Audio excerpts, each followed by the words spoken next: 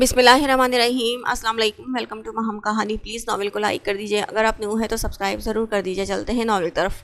اچھا بس تم اپنا خیال رکھنا، یہ بات کسی بھی طور پر اس کے لگائے گئے آدمیوں کو پتہ نہیں چلنا چاہیے۔ وہ بولے تو ان کی آواز بہت سخت تھی۔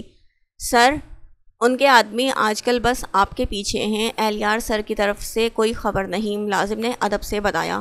ہونی بھی نہیں چاہیے، اور میرے پیچھے لگا رہنے دو، یہی تو میں چاہتا ہوں وہ میرے پیچھے ہی رہے۔ بس تم اہلیار اور سمین کا دھیان رکھو، ان کی طرف سے مجھے کوئی لاپرواہی نہیں چاہیے۔ فائق یک بارگی طنز سے مسکرا کر دوسری بار ہدایت کر کے وہ فون بند کر چکے تھے۔ مبین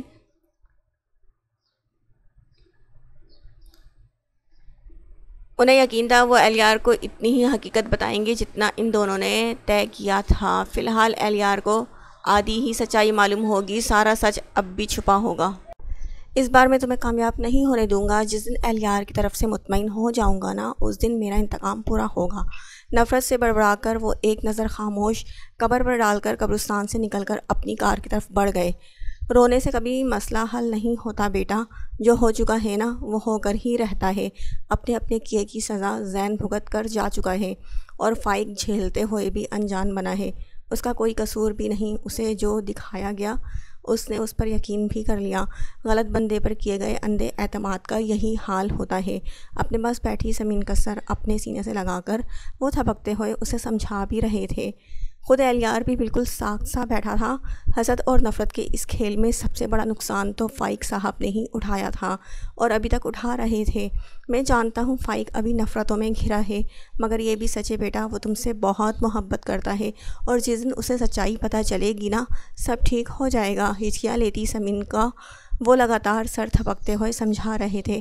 آپ نے انہیں سچ بتانے کی کوشش نہیں کی؟ اہلیار نے ان کا سنجیدہ چہرہ دیکھا۔ اس معاملے میں وہ کسی سے بات نہیں کرنا چاہتا۔ نہ جانے اہلیار کو کیوں لگا وہ نظریں چرا کے کچھ چھپا رہے ہیں، مگر مصلحت کے تحت اور کچھ سمین کی وجہ سے اس نے پوچھنا مناسب نہیں سمجھا۔ بس ذوق سے سمین کو دیکھا جو بے تحاشا رو رہی تھی۔ سمین بس کرو، تمہارے رونے سے سب بدل تو نہیں جائے گا؟ وہ بہت سنجیدہ سا مگر بہت پیار سے بولا تھا۔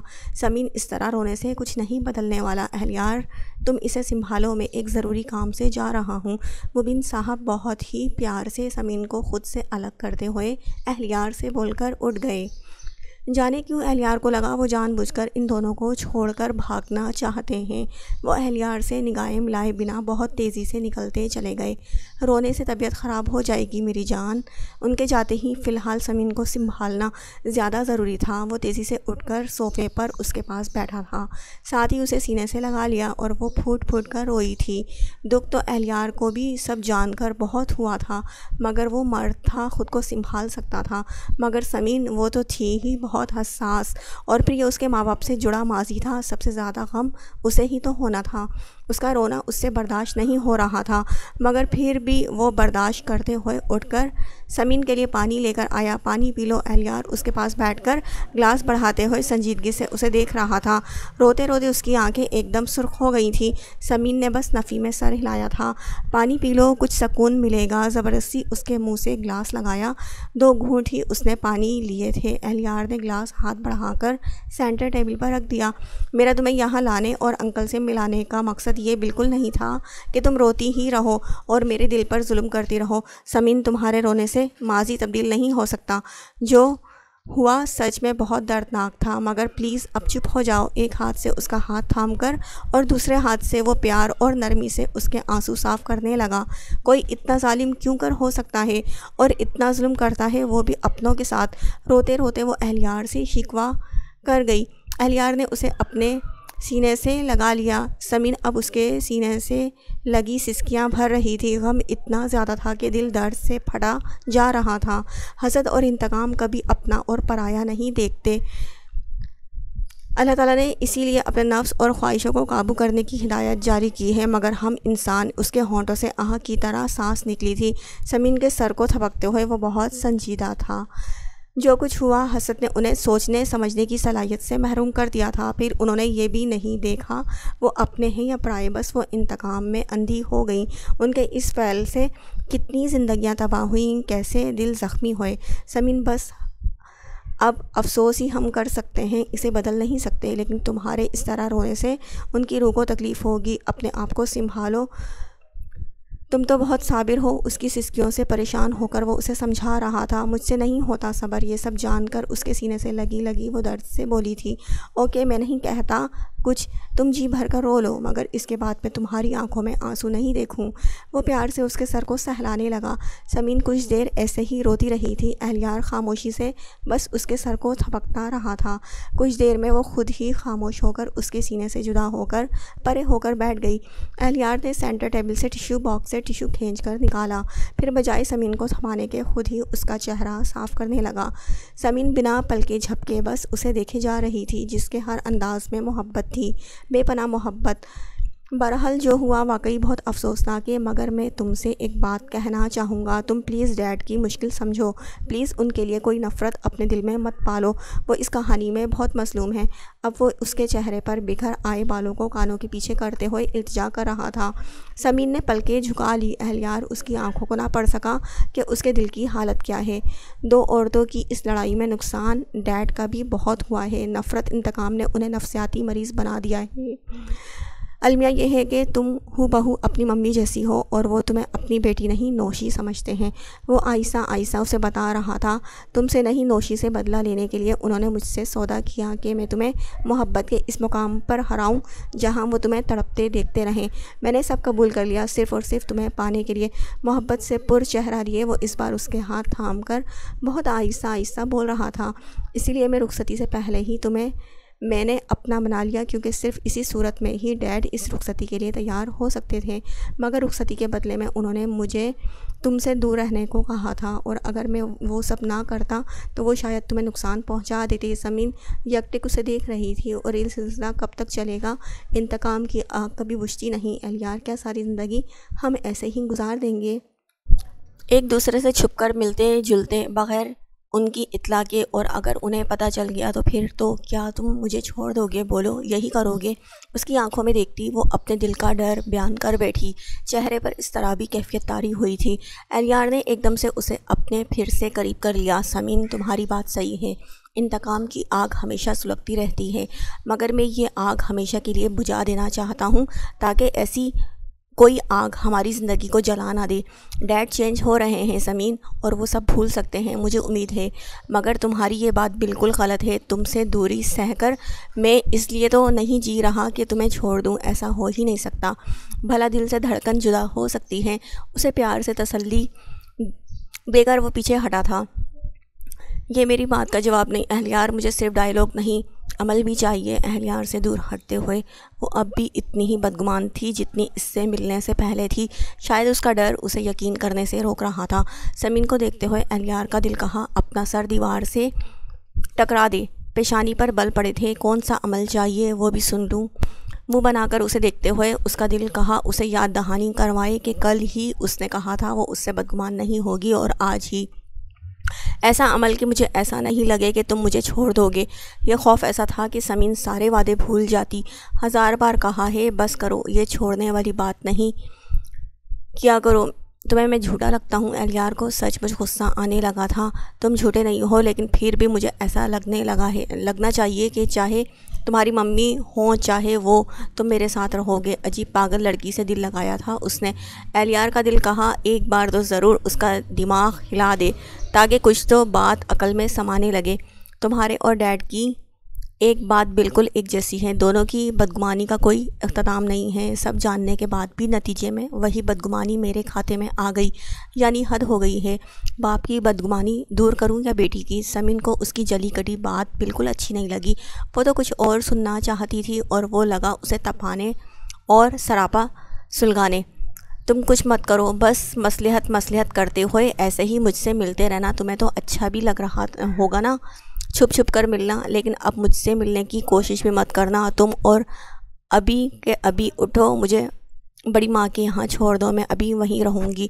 وہ ایک بار شروع ہوئی تو اچھے سے اسے سنا کر پھر ناراضگی کا اظہار کرنے کے لیے اس کے پاس سے اٹھ کر وہ دوسرے صوفے پر جا کر بیٹھ گئی۔ اہلیار نے بے حد جل کر اسے ایک صوفے سے دوسرے صوفے پر بیٹھتے دیکھا تھا۔ ہاں ٹھیک ہے، چلی جاؤ ان کے پاس، نہیں آؤں گا ملنے، بھلے تڑپتا رہوں یا تمہارے بنا مرتا رہوں، بالکل بھی نہیں آؤں گا، اور میں یہاں رکھنے کے لیے تمہیں لایا بھی نہیں، کچھ دیر میں لے کر چلتا ہوں۔ اس کا بھی منہ بنا ہوا تھا۔ سمین نے سلگ کر گردن اس کی طرف موڑ کر اسے گھورا، وہ بھی اسے ہی دیکھ رہا تھا۔ حد ہو گئی، یہ ہے میری محبت کی قدر، وہ بھی بچپن کی محبت کی قدر۔ سمین کو دیکھتے ہوئے وہ غصے سے بڑبڑایا، ایک منٹ، بچپن میں صرف ہمارا نکاح ہوا تھا، بچپن میں کب محبت شروع کی تھی؟ سمین ٹوکے بنا نہیں رہ سکی۔ 17 سال کا لڑکا بچہ ہی کہا جاتا ہے آج کل، الیار نے تڑکے سے جواب دیا۔ بچہ؟ وہ پوری طرح سے اس کی طرف گھوم کر مذاق اڑانے والے انداز میں ہاتھ ہلا کر ہنسی۔ تمہارے جیسے تاڑ کی طرح لمبے لڑکے کو آج کل کوئی بچہ نہیں کہے گا۔ سمین نے ہاتھ اٹھا کر بہت ہی طنز سے سر سے پیر تک اسے دیکھا۔ اچھا میں بچہ نہیں تھا تو تم تو بچی تھی۔ وہ ہونٹ گول کر کے سیٹی مار کر بولا، مجھے کوئی تم سے محبت نہیں تھی، تم ڈرامہ باز ہونے کے ساتھ ساتھ جھوٹے مکار بھی ہو۔ سمین نے مٹھیاں بھینچی، تو میں دنیا کا سب سے برا انسان لگتا ہوں۔ وہ ناک چڑھا کر وہیں صوفے سے ٹیک لگا کر نیم دراز ہو گیا۔ اچھا لگنے والی کوئی عادت بھی تو ہو، وہ بھی نیم دراز ہو گئی۔ اچھی عادتیں سب آپ میں جو آ گئی ہیں محترمہ، اور تمہاری انہی اچھی عادتوں کی وجہ سے مجھ جیسے شریف بندے کو کیا کیا ڈرامے کھیلنے پڑے ہیں میں ہی جانتا ہوں، وہ بھی بس ایک ان کی محبت میں۔ پہلے اتنا ڈرامہ کھیل کر اپنی محبت کو چھپا کر پاگلوں کی طرح نظروں کے انگاروں کو برداشت کرتے ہوئے، زبان کے تیروں کو جھیلتے ہوئے میٹھا میٹھا بولا تاکہ دوستی کریں، پھر دوست بن کر محترمہ کے لیے ساری حدود کو پھان دیا یہ جانتے ہوئے بھی میڈم میری بیوی ہیں، باندھ دیا یہ جانتے ہوئے بھی کہ میڈم میری بیوی ہے، اپنی محبت میں گرفتار کیا اور آپ کو اطلاع بھی ہے۔ یہ محبت جگانے کے لیے ڈیڈ تو ڈیڈ، ممی کے عقابی نظروں سے بچ کر تمہارے دل میں جگہ بنائی، اور اب رخصتی کے بعد میرے گلے اتنا ڈرامہ آگے کی دی اینڈ کرنے میں تم ابھی تک منہ پھلا کر بیٹھی ہو۔ سمین دانت پیستی اس کے لگاتار بولتے منہ کو گھور رہی تھی۔ گھور کیوں رہی ہو؟ تمہیں پانے کے لیے بہت محنت کی ہے، اب اپنی محنت بھی بیان نہ کروں؟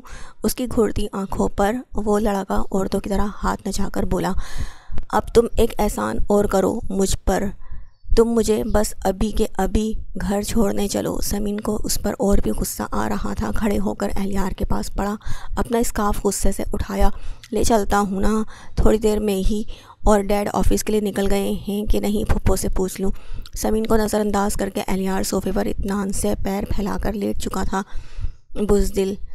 سمین نے مارے غصے سے اسی کے پاس پڑے کشن کو اٹھا کر اسے دے مارا۔ بزدل نہیں ہوں میں، بس اپنے سسر پلس دوسرے باپ کا بہت احترام کرتا ہوں۔ اس کا مارا گیا کشن سینے سے اٹھا کر اپنے سر کے نیچے رکھتے ہوئے اپنے سامنے کھڑی سمین کو دیکھتے ہوئے بولا، ان کے سامنے تھوڑا شرافت سے کام چلانا پڑے گا نا؟ کون باپ برداشت کرے گا کہ بیٹی اور داماد آدھی رات تک مٹر گشت کرتے پھرے، یا چھپ چھپ کر صبح کی سیریں ہو رہی ہوں؟ اور ممی وہ تو ہیں ہی تمہاری پکی ساس، میرے پاس اب اتنا بھی دماغ نہیں ہے کہ بہو کے ساتھ کھپانے کے بعد ساس کو بھی پیش کر دوں۔ لے آپ بھی چاٹ لیں۔ سمین جو اسے کھڑے کھڑے گھور رہی تھی، نہ چاہتے ہوئے بھی اس کے انداز پر اسے ہنسی آ گئی، جسے چھپانے کے لیے اس نے چہرہ موڑ لیا۔ بس ہنسو، رحم تو آتا نہیں تمہیں مجھ پر؟ اس کی ہنسی الیار کی نگاہوں سے چھپی نہیں رہی، وہ فوراً اٹھ کر بیٹھ گیا۔ رحم کے لائق ہو تم؟ اس کے شکوے پر وہ پھر ہنسی۔ چلو بس اب گھر چلو۔ سمین تم مجھ پہ ہمیشہ اعتبار کرو گی نا؟ وہ اس کا ہاتھ تھام کے پوچھ رہا تھا۔ سمین نے سر ہلا دیا، اور میری اللہ سے یہی دعا ہے یہ اعتبار ہمیشہ قائم رہے، کبھی کوئی ذرا سی بھی بے اعتباری ہم دونوں کے بیچ نہ آئے۔ اپنے آفس میں دوبارہ آ کر بیٹھتے ہوئے الیار اب ایک نئی الجھن میں گرفتار ہو چکا تھا۔ جو کچھ معلومات حاصل کی تھی ڈیڈ کے بارے میں، سب کی سب اب جھوٹ لگ رہی تھی۔ ایسا لگ رہا تھا بس اسے بہلانے کے لیے سارے کھیل کھیلے گئے تھے، ماضی کو بھی بدل کر پیش کیا گیا ہے۔ الیار سوچتے سوچتے اتنا الجھا کہ اسی وقت آفس سے نکل آیا۔ اسے اب بس سمین کے پاس پہنچنا تھا۔ وہ اس کے پاس رہ کر کچھ دیر سکون کے چاہتا تھا۔ واپسی میں الیار اپنے کمرے میں جانے کے بجائے سیدھا بڑی ماں کے پورشن میں پہنچا تھا۔ وہاں لاؤنج میں بڑی ماں کے ساتھ نیلم اور سمین بھی بیٹھی ہوئی تھی۔ عاقب اور عادل بھی وہیں پاس بیٹھے کھیل رہے تھے۔ سمین کو دیکھتے ہی وہ آسودگی سے مسکرا دیا تھا۔ آئے آپ کا ہی انتظار تھا دلہے میاں، ہمیں معلوم تھا آج آپ کی شکل ضرور ادھر ہی دکھائی دے گی۔ نیلم بھابھی اسے دیکھتے ہی شرارت سے چہکی۔ سمین نے فوراً گردن موڑ کر لاؤنج میں آتے اہلیار کو دیکھا۔ اس کی آنکھوں کی چمک میں اضافہ ہو گیا تھا۔ اب شکل بھی نہیں دکھاؤں؟ میری بیوی تو ہڑپی ہوئی ہے، کیا چاہتی ہیں؟ اسے دیکھنے کے لیے بھی ترستا رہوں؟ آخر اسے چوٹ لگی تھی، حال پوچھا نہیں تو آپ ہی اس کے کان بھریں گی؟ دیکھ لو، شوہر ایسے ہوتے ہیں، شوہر ویسے ہوتے ہیں۔ اہلیار نے ناک پھلا کر مصنوعی خفگی سے نیلم کو چھیڑتے ہوئے اپنا کوٹ ایک طرف اچھالا۔ نہیں، آپ کو تو پورا حق ہے، آرام سے سارے حال احوال پوچھیں، تفصیل سے پیر دیکھ کر حال پوچھ لو۔ اف نیلم کی چلتی زبان۔ نیلم کے پاس بیٹھی سمین نے ان کے بازو پر چٹکی کاٹی۔ کتنا وارن کیا تھا کہ کوئی شوخی مت دکھائیے گا، مگر وہ کہاں ماننے والی۔ اب دونوں کے شروع ہونے کا خطرہ تھا، وہ بھی بڑی ماں کے سامنے۔ سمین نے بڑی ماں کی طرف دیکھا، وہ نہال سی اپنے بھتیجے کے چمکتے چہرے کو دیکھ رہی تھی، جیسے بس اس کی نظر اتارنی باقی ہو۔ اب اس نے منہ بنایا، چاچو بچے کھیل چھوڑ کر اہلیار کی طرف لپکے۔ اہلیار نے وہیں تو زانوں بیٹھ کر دونوں کو ایک ساتھ گلے سے لگایا، پھر دونوں کے گال باری باری چومے۔ چاچو آئس کریم کھانے چلیں؟ بہت دن ہو گئے ہیں، بس ویٹ کر رہا تھا آپ ہمیں اسکول سے، میں تو ویٹ کر رہا تھا کہ آپ ہمیں اسکول سے لینے بھی آئیں گے۔ عاقب نے پیار سے فرمائش اور شکایت دونوں ایک ساتھ حاضر کی۔ کیسے لینے جاتے اتنے لیٹ جو گئے تھے چاچی کے چکر میں؟ نیلم کی زبان پر پھر کھجلی ہوئی۔ آپ چپ نہیں رہ سکتی؟ سمین نے جھنجھلاہٹ بھرے انداز میں سرگوشی کی۔ نیلم نے مسکرا کر اسے منہ چڑھایا۔ اوہ، یہ تو چاچو نے بہت غلط کیا، وعدہ اس بار آپ کی آئس کریم پکی، بس آپ ٹائم بتائیں۔ بھابھی کی شرارت نظر انداز کرتا ہوا وہ عاقب کی معصوم شکایت پر اسے بے ساختہ چوم کے گلے سے لگاتے ہوئے پیار سے بولا، اور میں چاچو؟ عادل میاں کہاں پیچھے رہنے والے تھے؟ جھٹ سے اس نے اپنے سینے پر انگلی رکھ کر اپنے موجود ہونے کا بھی بتایا۔ چاچو کی جان! اہلیار اسے بھی گلے سے لگا کر ہنس پڑا، پھر اسے گود میں اٹھا کر وہ ادھر بڑھا جدھر بڑی ماں اور بھابھی بیٹھی تھی۔ بچوں کو لے کر وہ صوفے پہ دھم سے گرا تھا۔ تمہارا پیر کیسا ہے؟ اب بیٹھتے ہی سمین سے فکر مندی سے پوچھا۔ چاچو چاچی کا پیر ٹوٹ گیا ہے، وہ چل نہیں سکتی، عادل نے معصومیت سے اطلاع پہنچائی۔ عادل کیا کہہ رہا ہے؟ کیا ہوا ہے؟ چلو ابھی ڈاکٹر کے پاس چلو۔ اہلیار کی فکر بڑھ گئی، وہ عادل کو گود سے اتار کر صوفے پر بیٹھا تھا، اٹھنے لگا۔ اللہ نہ کرے پیر ٹوٹے، بس ہلکی سی موچ ہے، عادل ایسے ہی بول رہا ہے۔ بڑی ماں نے فوراً کہہ کر اہلیار کی فکر دور کی۔ دیکھ لیں اپنے سپوت کو، بھابھی ذرا سا اس کے ساتھ کھیلی نہیں تو میرا پیر توڑوا رہا ہے۔ سمین نے منہ بنا کر عادل کی طرف دیکھا، وہ اپنی معصومیت بھری آنکھوں سے بس اسے دیکھ رہا تھا۔ بچے کو تو چھوڑ دیا کرو، اہلیار نے شرارت سے اسے چھیڑا۔ وہ ناک چڑھا کر چہرہ موڑ گئی۔ اچھا پیر کا درد کیسا ہے یہ تو بتاؤ، اس بار وہ پیار سے بولا۔ بڑی ماں اور نیلم ایک دوسرے کو دیکھ کر مسکرائیں۔ تمہیں کیا، تم تو آفس جاؤ۔ وہ ابھی تک ناراض ہی تھی۔ پیر میں ہلکی سی موچ ہے سمین کے کچھ دن مساج سے آرام ہو جائے گا اور درد بھی ٹھیک ہو جائے گا۔ اس بار بڑی ماں نے جواب دے کر اہلیار کو پیار سے دیکھا۔ اور میں سیڑھیاں چڑھ کر اپنے روم میں نہیں جا سکتی، یہیں بڑی ماں کے روم میں سوؤں گی، جس کو حفاظت کرنی ہے آ کر لے۔ سمین نے گردن اکڑا کر صاف صاف اپنا فیصلہ سنا دیا۔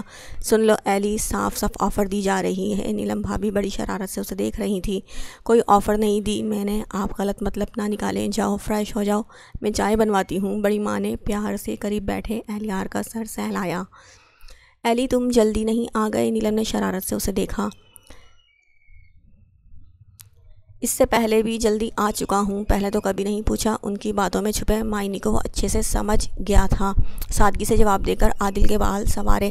پہلے معلوم بھی نہیں تھا نا کہ تم اتنے ڈرامے باز بھی ہو، کتنا ناٹک کھیلا اس نے۔ بڑی ماں اتنی بڑی حقیقت چھپا کر رکھی ہم سے، وہ اب بڑی فرصت سے اس کی کلاس لینا چاہتی تھی۔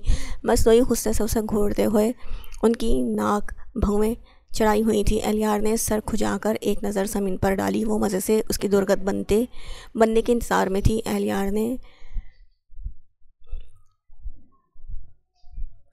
نے منہ بنا کر پہلے نیلم پھر پاس بیٹھی بڑی ماں کے مسکراتے چہرے کو دیکھا۔ بڑی ماں دیکھیں اپنی بہو کو، بجائے یہ کہ تھکے ہارے اپنے دیور کے لیے چائے پانی کا پوچھے، عدالت لگا کر بیٹھ گئی ہے۔ آپ بتائیں کیا میں نے کوئی ڈرامہ کیا تھا؟ اب بندہ بے وقوف ہو تو اس میں میرا کیا قصور؟ ان کی شکایت پاس بیٹھی بڑی ماں سے کر کے وہ عادل کو اپنے سینے پر بٹھا کر بڑی ماں کی گود میں سرک کر لیٹ گیا۔ تمہارے لیے چائے منگوا دیتی ہوں۔ انہوں نے محبت سے اپنی گود میں سرک کر لیٹ چکے اہلیار کے بکھرے بال سنوارے۔ یہ بیوقوف کس کو کہا تم نے؟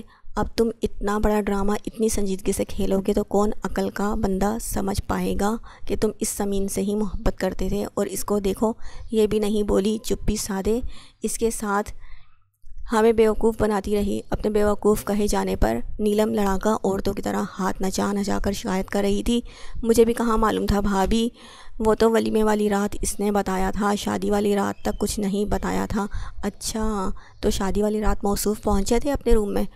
اوف، سمین نے زبان دانتوں تلے دبائی، وہیں اہلیار نے ٹھنڈی سانس دی۔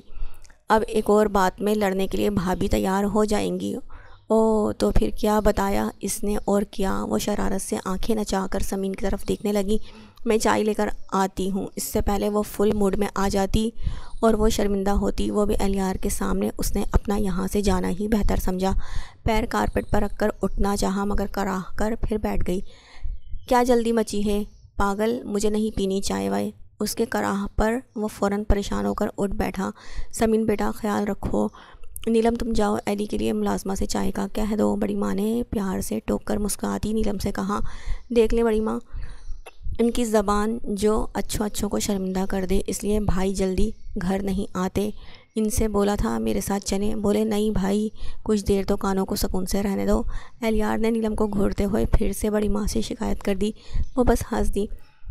ارے جاؤ، جیسے مجھے معلوم نہیں وہ انکل کے ساتھ میٹنگ میں گئے ہیں اور تم بہانہ بنا کر میٹنگ سے آئے ہو۔ صوفے سے کھڑے ہو کر انہوں نے اس کے اوپر کشن پھینکا جو سیدھا عادل کو لگا۔ ماما، عادل پورا منہ پھاڑ کر چلایا۔ سوری۔ انہوں نے پاس آ کر فوراً اپنے بیٹے کا سر سہلایا۔ عاقب ہر کسی سے بے نیاز اہلیار کے موبائل پر گیم کھیلنے میں لگا تھا۔ بھابھی مجھے عصر کی نماز پڑھنی ہے، پلیز مجھے بڑی ماں کے کمرے میں لے چلیں۔ نیلم کا ہاتھ تھام کر اٹھتے ہوئے سمین نے اپنا پیر کارپیٹ پہ رکھا۔ اپنے میاں کو تکلیف دے دو، اٹھا لے جائے، کبھی جو بندہ سنجیدہ ہو جائے۔ سمین نے بس آنکھیں دکھائیں۔ آپ لے چلیں بس، جائیں لے جائیں میری بیوی کو، ان کی ہیلپ کر دیں، انہیں میاں کی خدمت بری لگتی ہے۔ سمین کی طرف دیکھتے ہوئے اہلیار کی زبان میں پھر کھجلی ہوئی۔ وہ منع کر رہی ہے تو کیا تم حاضر ہو جاؤ۔ وہ ہنسی تھی۔ کچھ تو خیال کریں، ساس بیٹھی ہے آپ کی یہی، بڑی ماں اتنی بے شرم بہو ہے آپ کی۔ اس بار بڑی ماں نے اس کے سر پر چپت لگائی۔ بہت بولتے ہو، پیار سے ٹپٹا بھی۔ بڑی ماں مجھے کبھی اپنی بہو کی طرح ٹریٹ نہیں کرنے والی۔ تم دونوں بھائی چاہے جتنی مرضی میرے خلاف بھڑکانے کا کام کرتے رہو، میری ماں جیسی ساس کو میرے خلاف نہیں کر سکتے۔ نیلم فخر سے کہتی ہوئی اہلیار کو ٹھینگا دکھا کر صوفے سے اٹھ گئی۔ اب آپ جیسی بہو کو برداشت کرنے کے لیے چپ ہی رہنا بہتر سمجھتی ہوں گی پھپھو۔ وہ بھی اہلیار تھا۔ بڑی ماں نے پھر سے اسے چپت لگائی۔ میں ابھی آتی ہوں، تب تمہارا دماغ درست کروں گی۔ سمین کا ہاتھ تھام کر وہ اسے لے جاتے بھی موڑ کر جواب دے گئی تھی۔ کیسے برداشت کرتی ہیں آپ ان کو، بلکہ دونوں کو۔ نیلم کو جاتے دیکھ کر اس نے بڑی ماں کی طرف دیکھ کر شرارت سے کہا۔ انہوں نے پیار سے اسے آنکھیں دکھائیں، پھر سنجیدہ ہو کر بولی تھی، بہت اچھی اور نیک ہیں میری دونوں بچیاں، تم دونوں بھائیوں کو مزہ آتا ہے انہیں چھیڑنے میں۔ پیار سے اس کا سر بھی سہلایا۔ اہلیار بس ہنسا تھا۔ تم نے نگار کو بتایا سب؟ ان کی ایک دم سے پوچھنے پر وہ اپنے موبائل سے کھیلتے عادل کو سینے سے اتار کر سیدھا ہو کر بیٹھ گیا۔ عادل کچھ دور بیٹھے عاقب کے پاس بھاگا۔ آپ سے کچھ کہا ممی نے؟ اہلیار اب سنجیدہ تھا، ان کے چہرے کو دیکھا۔ کیا کہے گی، میں سوچ رہی ہوں نگار سے بات کروں، اس سے تم سے بات نہیں ہوئی؟ اس سے تمہارے ولیمے کے بعد سے بات نہیں ہوئی؟ اہلیار کے شانوں پر انہوں نے پیار سے ہاتھ پھیرا۔ نہیں، ولیمے والے دن سارا ماحول انہوں نے ہی خراب کیا تھا پھپھو۔ میں سوچتا تھا پھپھو کہ اتنی نفرت وہ کیسے کر سکتی ہیں، مگر اس دن ڈیڈ اور ممی کی ساری باتیں سن کر مجھے معلوم ہو گیا ان کی نفرت کی کیا وجہ ہے، اور اب مجھے نہیں لگتا پھپھو کہ وہ سمین کو ایکسیپٹ کریں گی۔ مجھے سمجھ میں نہیں آ رہا پھپھو یہ مسئلہ کیسے حل کروں۔ بڑی ماں نے پیار سے اس کا شانہ تھپکا۔ اہلیار کے ہونٹوں پر پھیکی سی مسکراہٹ آئی۔ یہ تو ہے، اللہ بہتر کرے گا، میری دعائیں تمہارے ساتھ ہیں۔ بڑی ماں نے محبت آمیز لہجے میں اس کے ہاتھوں کو تھام کر نرمی سے سہلایا۔ پھپھو آپ کی دعا اور آپ کا ساتھ نے میرا ہمیشہ ساتھ دیا ہے۔ اپنے ہاتھوں پر رکھے ان کے ہاتھ کو اہلیار نے عقیدت سے آنکھوں سے لگایا۔ نگار کو آہستہ آہستہ سب بتا دو، یہ نہ ہو کہ اسے انجانے میں پتہ چلے اور یہ سوچے کہ ماں کو ہی پرایا کر دیا۔ اس کے بالوں میں انگلیاں پھیرتے ہوئے انہوں نے سمجھایا، کچھ دن رہنے دیں پھپھو، ابھی وہ سمین سے ناراض بھی ہیں، اور سچ بتاؤں پھپھو، ممی کی اس بات پر مجھے دکھ بھی پہنچا ہے۔ سمین ہے نفرت کے قابل جو وہ اس سے بیر باندھ کر بیٹھی ہیں۔ اہلیار نے افسوس سے آہ بھری، شاید یہ سوتیلا رشتہ ہوتا ہی ایسا ہے، نہیں ہو پاتا کسی کا دل وسیع۔ خیر، تمہاری محبت میں شاید وہ یہ رشتہ بھول جائے اور سمین کو اپنا لے، اور شاید نگار کا رویہ بھی ٹھیک ہو جائے۔ بڑی ماں اہلیار کے چہرے پر نظریں ٹکائے نرمی سے بول رہی تھی، آپ بتا دیجیے گا کچھ دنوں کے بعد، ورنہ پھپھو میں بتاؤں گا تو جوتے ماریں گی مجھے۔ اس ڈرامے بازی پر اہلیار عادل کو لے کر ان کے پاس ہی نیم دراز ہو گیا۔ جوتے تو پڑنے ہی چاہیے تمہیں اس کمال کی ایکٹنگ پر۔ اس کے آخری بات وہاں دوبارہ آتی نیلم نے سن لی تھی۔ آتے ہی خفگی سے اسے دیکھ کر کہا بھی۔ اہلیار نے ان کی طرف بھی دیکھا، وہ سمین کو بھی ساتھ لا رہی تھی۔ ملازمہ نے ٹرالی تھامی ہوئی تھی، ابھی اتنا مت چلو کہ ہفتوں چلنے کے قابل نہ رہو۔ اہلیار نے بڑی ماں کی گود سے سر اٹھا کر ان کی طرف دیکھا، تمہیں کیا میں لائی ہوں، اپنی نند پلس دیورانی کو تم چائے پیو اور پھوٹو یہاں سے۔ نیلم کے ایک دم سے کہنے پر سمین زور سے کھلکھلا کر ہنسی تھی۔ ہنس لو میڈم، اب آپ کی ہی چلے گی، اسے آہ بھر کر کہنے پر سمین نے ناک چڑھا کر اسے دیکھا۔ اہلیار نے منہ بنا کر دوبارہ سر بڑی ماں کی گود میں رکھ لیا۔ ملازمہ نے ٹرے سینٹر ٹیبل پر رکھ دی تو نیلم نے صوفے پر سمین کو بھی بٹھا دیا۔ سمین نے فوراً ہاتھ بڑھا کر چائے کا کپ اٹھا کر بڑی ماں کی طرف بڑھایا تھا۔ اچھی بہو بننے کی پریکٹس، اہلیار شوق ہوا۔ میں بیٹی ہوں، مجھے پریکٹس کی ضرورت نہیں، تم کرو دکھاوے۔ اس کے چڑھ کر کہنے پر نیلم اور اہلیار نے کہا لگایا، تم میری بیٹی ہو، ہمیشہ جیتی رہو، خوش رہو۔ انہوں نے دل سے دعا دی، سدا سہاگن رہو، بچوں سے گود بھری رہے۔ یہ دعا بھی دے دیں پھپھو۔ اٹھ کر سیدھے بیٹھتے ہوئے وہ کچھ زیادہ ہی شریر ہوا۔ سمین کا دل کہا اس پر پوری چائے کی ٹرے ہی انڈیل دے۔ نیلم زور سے ہنسی، واقعی بہت بولنے لگے ہو تم۔ بڑی ماں نے اس کی پیٹھ پر ہاتھ مارا۔ اہلیار نے ہنستے ہوئے ہاتھ بڑھا کر چائے کا کپ ہاتھ میں اٹھا لیا۔ تم لوگ بیٹھو، میں اب ذرا آرام کروں گی۔ چائے پیتے ہی بڑی ماں کپ رکھ کر اٹھ گئی۔ اہلیار نے فوراً انہیں اٹھنے میں مدد دی تھی۔ وہ آہستہ آہستہ چلتی اپنے کمرے کی طرف بڑھ گئیں۔ میرے خیال میں یہ موضوع اب ختم ہو چکا ہے آپا، میں کیا کروں، میرے ہاتھ میں نہیں، آپ فائق سے ہی بات کریں، جب انہیں کوئی پرواہ نہیں تو مجھے کیا، ویسے بھی مجھے اس لڑکی سے نفرت ہے۔ بڑی ماں آج نگار کو ڈائننگ ٹیبل پر اکیلے پا کر بات کرنے کی ٹھان کر بیٹھی تھیں، مگر ان کی بے اعتنائی اور سمین کے لیے اتنی نفرت دیکھ کر انہیں بہت برا لگا تھا۔ بیٹے کی کوئی پرواہ ہی نہیں تھی انہیں، بس اپنی نفرت، اپنی انا جو جھکنا نہیں چاہتی تھی۔ اللہ فائق کو عقل دے، بس میری یہی دعا ہے۔ مگر یہ بھی تو صحیح نہیں، شادی کیا کھیل ہے، کل کرا دی، آج یہ کہہ کر توڑ دی کہ یہ سب بس ایک ڈرامہ تھا۔ بھلا ایسا بھی ہوتا ہے، مذاق ہے کیا؟ تم اہلیار سے بات کر کے دیکھو، اس کی خواہش جاننے کی کوشش کرو، وہ کیا چاہتا ہے۔ بڑی ماں بولی تو بولتی چلی گئی۔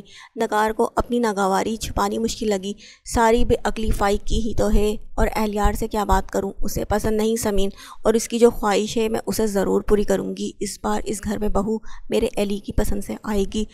انہوں نے نخوت سے سر جھٹک کر ایک عزم سے کہا، یہ تم کیسے کہہ سکتی ہو کہ اسے سمین نہیں پسند؟ انہوں نے اس بار نگار کو طنزیہ نظروں سے دیکھا۔ انہیں افسوس بھی ہوا، انہیں محبت کا دعویٰ کرنے کے باوجود بھی وہ اہلیار کے دل کی حالت سے بے خبر تھیں۔ کیا مطلب ہے آپ کا آپا؟ دونوں کے بارے میں کچھ جانتی ہیں آپ؟ نگار کچھ کھٹکی تھی۔ اپنی پھپھو سے اہلیار کی دولہانہ محبت اور ہر راز ان سے کہہ دینا انہیں ہمیشہ تپاتا تھا، مگر وہی ان کی عادت، کبھی انہوں نے اپنی ناگواری ظاہر نہیں کی۔ نگار اہلیار مجھے ثاقب سے زیادہ عزیز ہے، دونوں میں سے کسی ایک کو پریشان غمگین نہیں دیکھ سکتی میں، اور اہلیار کی تو بات ہی جدا ہے، وہ میرا بیٹا اور بھتیجا ہے، اور اب جب شادی ہو گئی ہے تو ہم سب کو چاہیے کہ کوئی تدبیر نکالے فائق کو منانے کی۔ پھر سمین جیسی بہو ملے گی بھی نہیں، کتنی پیاری بچی ہے، پہلے سے ہی بیچاری باپ کی نفرت جھیل رہی ہے، اس پر اس طرح کے حالات، تم چاہو تو سب ٹھیک ٹھیک ہو سکتا ہے۔ بڑی ماں نے ان کو سمجھاتے ہوئے امید سے دیکھا، شاید وہ کچھ سمجھ جائیں، شاید ان کے رویے میں لچک پیدا ہو جائے۔ آپا یہ فائق کے ذاتی معاملات ہیں، وہ خود نہیں چاہتے تو میں کیا کروں؟ مجھے اتنا اختیار حاصل ہوتا تو یہ شادی ہی نہ ہونے دیتی۔ اہلیار کی وجہ سے مجبور ہو گئی تھی۔ نگار کو اب بھی اس بات کا غم تھا۔ اہلیار نے بجائے ان کی ماننے کے فائق کی بات مانی۔ بڑی ماں کا دل کہا انہیں سب بتا دے، مگر اہلیار نے منع کیا ہوا تھا، اور کہیں سب جاننے کے بعد نگار کوئی نیا ڈرامہ نہ کھڑا کر دے، ہنگامہ نہ کھڑا کر دے، اس سے بہتر ہے کہ وہ انجان ہی رہیں۔ یہ سب سوچ کر اس نے بس خاموشی اختیار کر لی۔ سمین نظر نہیں آ رہی ہے، سنا ہے وہ پیر توڑوا کر اب آپ کے ساتھ رہ رہی ہے۔ نگار نے سمین کے بارے میں پوچھا، دیکھنا چاہتی تھی اب اس کے چہرے پر کون سے غم کے نشان ہیں۔ آتی ہوگی، تمہیں کوئی کام ہے کیا؟